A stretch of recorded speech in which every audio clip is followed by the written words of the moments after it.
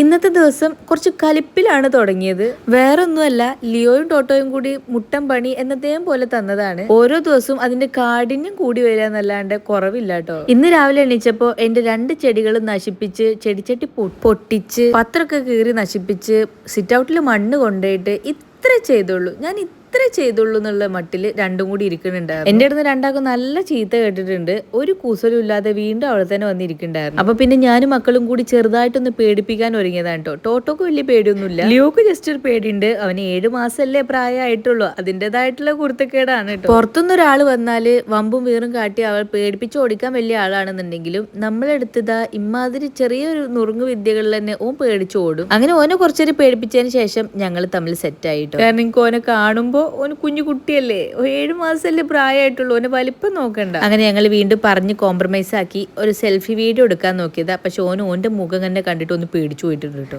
എന്തായാലേ red alert ആയതുകൊണ്ട് മക്കൾക്ക് ഇന്ന് സ്കൂളില്ലാത്തതുകൊണ്ട് ഫുള്ള് ഇവരുടേതായിട്ടുള്ള ഓരോ പണികളിലാണ് കേട്ടോ. വെക്കേഷനിലാണെന്നാ വിചാരം. ഇന്നലെ വൈകുന്നേരം ലൈം ജ്യൂസ് ഒക്കെ ഉണ്ടാക്കി രണ്ടാളും സെറ്റ് ആക്കാൻ വേണ്ടി വെച്ചതായിരുന്നു കേട്ടോ. അപ്പൊ ഇന്നത്തേക്ക് സെറ്റായി രണ്ടുപേരും കഴിക്കുകയാണ്. ഇന്ന് എല്ലാവർക്കും ബ്രേക്ക്ഫാസ്റ്റ് ദോശയായിരുന്നേ. അപ്പൊ സുജിക്ക് ദോശനോട് വലിയൊരു താല്പര്യമില്ല. അപ്പൊ അതുകൊണ്ട് തന്നെ സുജിക്ക് നല്ലൊരു കട്ടിപ്പത്തിരി, അരിപ്പത്തിരി ഉണ്ടാക്കി കൊടുക്കാറുണ്ട് ഞാൻ.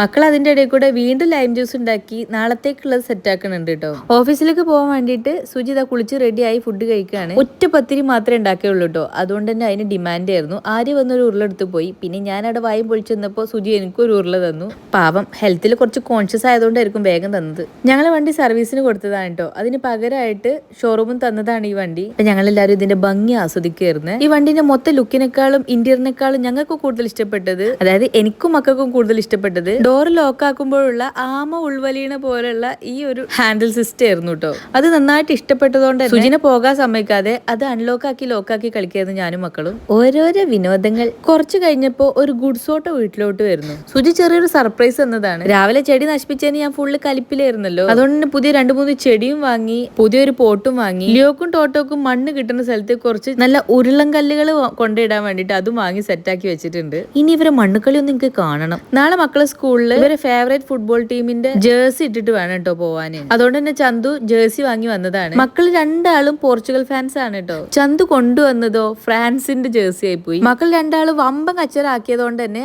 ചന്തു അത് വേഗം തിരിച്ചു കൊണ്ടുപോയി പോർച്ചുഗലിന്റെ ജേഴ്സി കൊണ്ടുവന്നു കേട്ടോ. അപ്പോഴാണ് മക്കൾക്ക് ഒരു സമാധാനം കിട്ടിയത്. ഞങ്ങളെ വീട്ടിൽ അങ്ങനെ 2 റൊണാൾഡോ കുഞ്ഞുങ്ങൾ പിറന്നു. ഇനിയിപ്പോ നാളെ ഇതിട്ടിട്ടുള്ള വമ്പൻ പോക്കൊക്കെ കാണേണ്ടി വരും. എന്താണ് ഇത്ര വലിയ ഒച്ചും വിളി എന്നുള്ള രീതിയിൽ ലിയോയും വന്ന് ഇടയ്ക്ക് ഒളിഞ്ഞു നോക്കുന്നുണ്ടായിരുന്നേ. അപ്പൊ ഇനി ഇത് ഇട്ടിട്ടൊക്കെ ഉള്ള നാളത്തെ വിശേഷങ്ങൾ കാണാം. അപ്പൊ ശരി, ബൈ.